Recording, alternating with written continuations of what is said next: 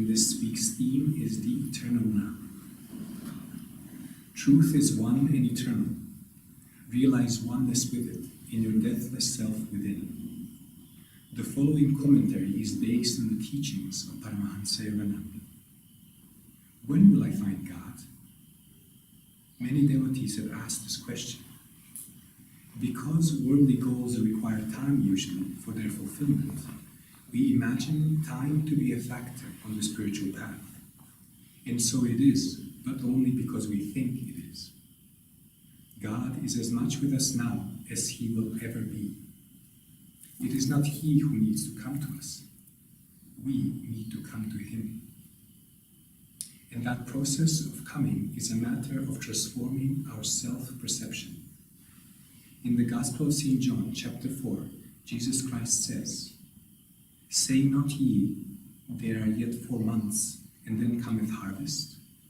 Behold, I say unto you, lift up your eyes, and look unto the fields, for they are white already to harvest." There is a practical teaching in these words, apart from their statement that we have God already, and have only to realize that truth. Jesus is saying, lift up your eyes and look.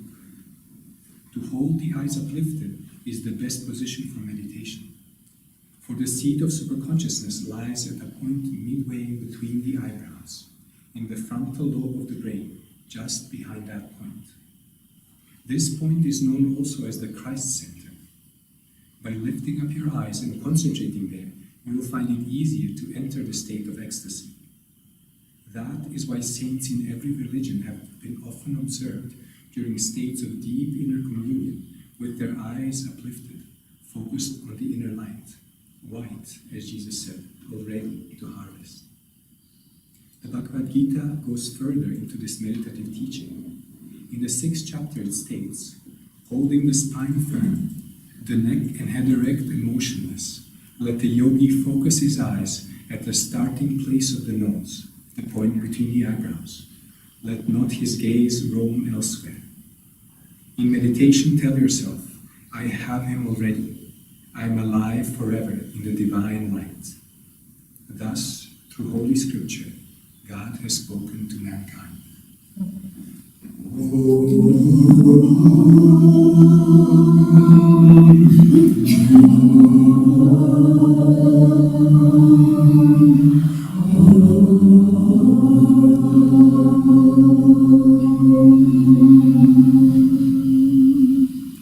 So special and significant that this topic today is basically the spiritual eye, because I've been traveling with ARUDRA for 3 weeks in Russia. It was very intense, it was wonderful, and ARUDRA will share a little bit more about it after I've finished my talk. And they, as you know, he specializes in the spiritual eye, which was also an interesting stimulus for me, of course. So I remember many years ago, I think I was 17 or 18 years old, I had a job, and it was probably the most boring job in the world. It was just an office job, and I had it because I needed to make some money, and it was office chores basically, and my working time was from 9 o'clock in the morning until 5 o'clock in the afternoon. And it was summer time, it was a summer job. And so after that, I was always looking forward to meeting with my friends and walk through the city and have fun, etc. So basically, after 4 o'clock or 3:30, there was hardly anything to do. And I was alone in my office room, and I remember I was looking at the clock all the time, and time just didn't move, it didn't go by. Again, I looked, and I tried to discipline myself not to look, but I looked again, and just it seemed like eternity. That moment of 5 o'clock never arrived. And it's the same with our dishwasher in the kitchen. For those who have done Seva, Karma Yoga in the kitchen, of course, we have many plates to wash. And so you rinse the plates, you put them in the dishwasher, then you push the dishwasher down, you push a button, and then it rinses. Now the next one You have to wait until the light stops, what is that word? Blinking. And if you look at it, of course you want to move on and you want to rinse other plates. So if you start looking at it, I was doing that once, and Namasia came to me and said, don't watch, don't wait, don't look at it because it will never end.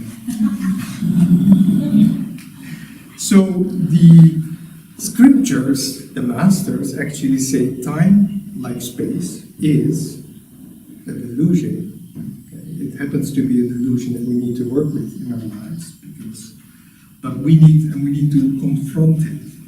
The real truth comes from beyond time, and that is why maybe our master Paramahansa Yogananda named maybe his most important book, or second most important book after the Autobiography of a Yogi, Whispers from Eternity. So the prayers, the poems that you can find in that book were given to him from another dimension. It was beyond time. In English, eternity basically means it's beyond time. And he starts that book by saying, I was deaf, but eternity whispered to me unceasingly. My wisdom power slowly woke, and I heard the whispers from eternity, becoming ever clearer in response to my sacred demands.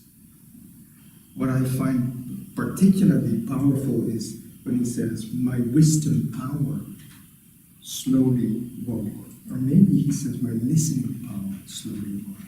In any case, the message here is just learn to listen. Okay. And we can only do so in inner silence, like what ARUDRA did with the affirmation, from pools of inner silence. So that takes us very deep. That takes us into, and we all have access to that. We can all go beyond time and listen, and something from that sphere of eternity will reach us and whisper to us. And that's why we have those whispers also. When we read them, we learn to connect with that dimension. It's not just to say what a great poet master was. He was. But the poems are there for us, so that we can connect with that same source of inspiration. So time, of course, for us, for most of us, maybe there's a hidden saint here somewhere present in the room, but it is also something that we need to confront. It's a delusion, but we need to work with it. We need to learn how to work with it so that we can grow spiritually in the process. So growth, as we know, whether it's spiritual growth or physical growth, is a time process. It is related to time. You can plant a seed, and the dictum says nature never makes sudden leaps. So if you plant a seed, you need to water it, you need to take care of it, and gradually it will grow, and in the process there is joy. So maybe that joy, that comes from beyond time. But the growing itself definitely takes time, and we have to work with that, we have to accept it.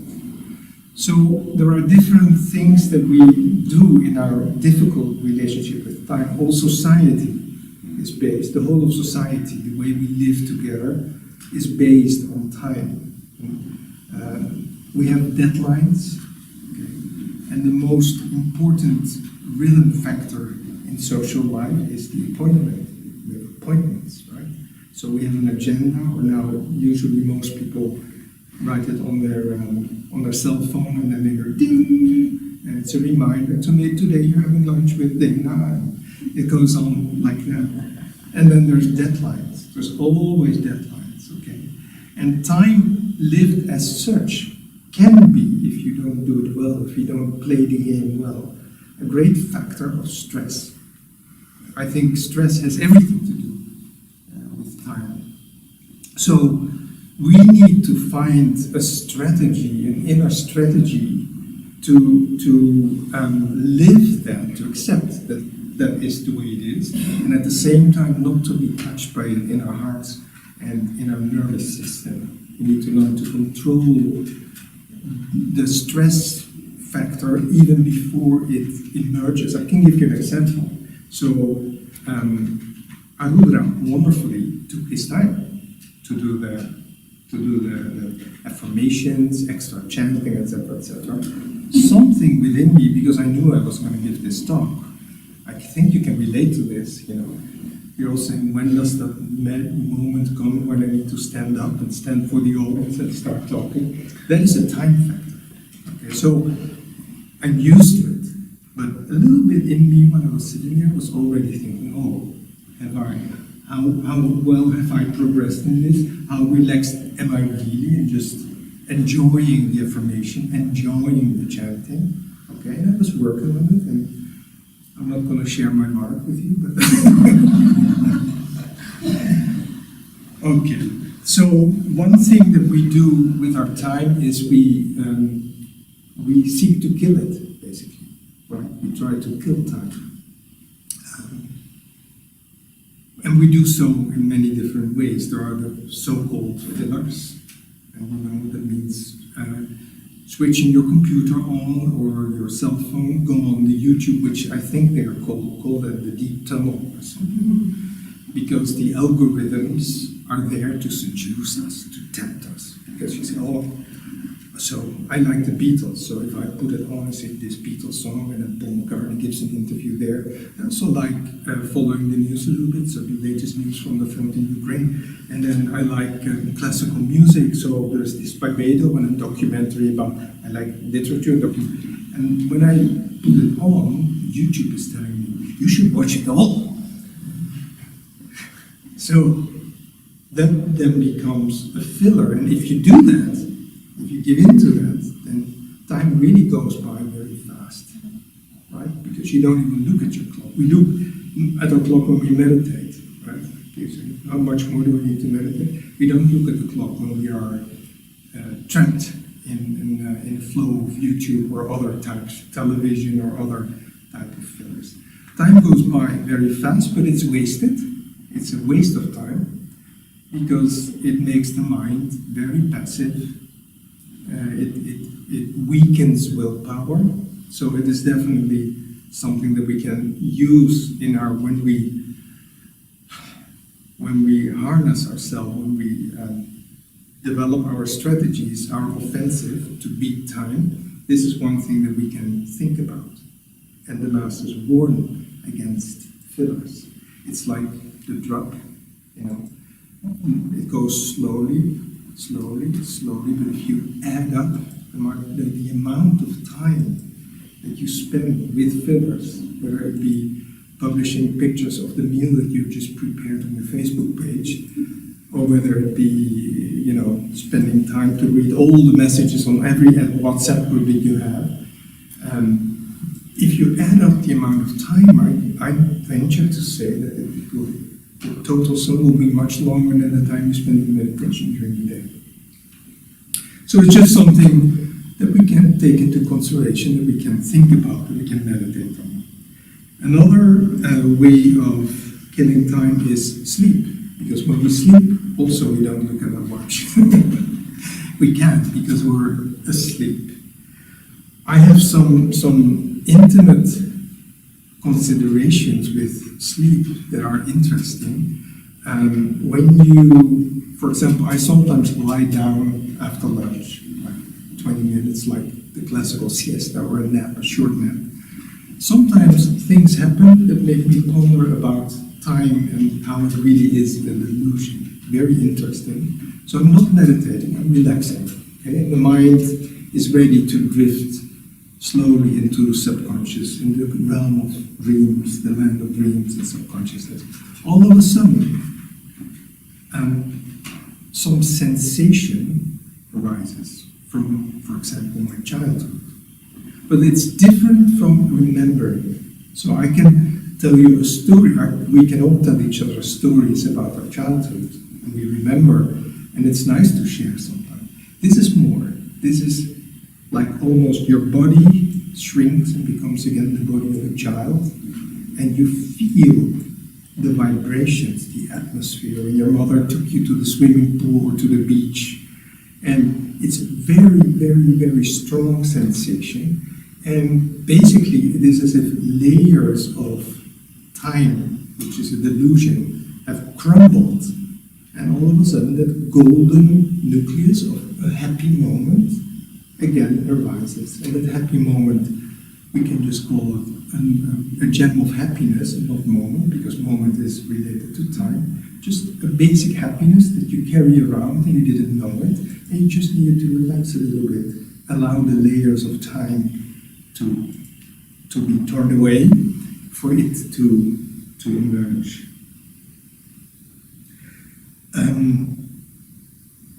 The best time killer, however, well, let's say the time killer that makes us grow the most is probably concentration. Because when you focus your mind at this point and you just remind yourself, probably the subconscious mind will many times, resist it. But you keep reminding yourself. There's a tremendous amount of growth in that, and you can use visualization. And I remember years ago, I was serving in the Amanda Rome Center, and we had organized a 5-hour meditation, Christmas meditation. We felt that 8 hours was asking too much from the members, and we had invited Jayadev to come and lead it. And so what we usually do when we have these longer meditation, 5 hours, 6 hours, or 8 hours, you have a program. So you pray, and you have a chanting, then a period of silence, and then again maybe you hear Master's voice, you listen to different recordings, and so we had made a program, and I think we had sent it to Jayadev. I don't think emails existed barely. It was the beginning of the email period, so probably he hadn't read it what we had sent to him. He came with his guitar, started chanting with his guitar, and then stayed silent for 5 hours. And it worked. Well, there was one thing he said at a certain point. Okay, so I think he chanted only once, and then he said, don't worry, just continue. If you concentrate, time doesn't even exist. And I've always remembered that. Isn't that wonderful? When things are really true, when people say things to you and they come from eternity, you don't forget them. They stay with you. I remember little things that people said to me 30 years ago, and they're still there. And then when I confront them with them, they don't even remember having said them to me, because they come from eternity, they come from them, but it came through them. Okay, and that is the joyful, most maybe joyful part of this message. We really do have access to this realm, this dimension beyond time. The words of Jesus are so powerful, so beautiful. And he says, why wait 4 months for harvest? Lift up your gaze, look up, and see. The fields are already white with harvest. And you can repeat those words many times over, because they have a tremendous hidden power. And it connects exactly with the words of Sri Yukteswar, who says, forget the past. And then I'll skip the sentence. And he says, everything in future will improve if you make an effort now. And that now is eternally ours. We can always, always use it. So on a deeper dimension of meditation, you may even have certain inner experiences. I was only 24, and I lived in Ananda Kongo. It was the very beginning. I was being trained. I allowed myself to be trained for longer meditations. It was not so easy in the beginning. I didn't have Kriya Yoga or something.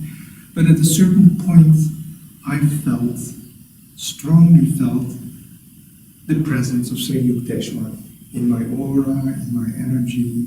He came and he brought some very beautiful light. It was very light. It was not the stern disciplinarian master that we think of.